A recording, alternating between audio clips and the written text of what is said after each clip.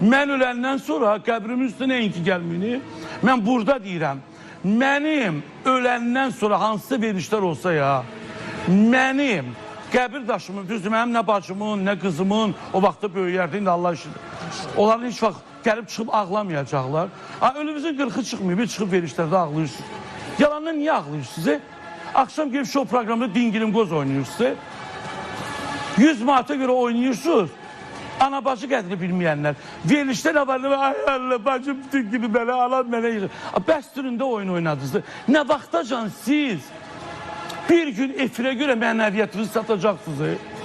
Niyə görə?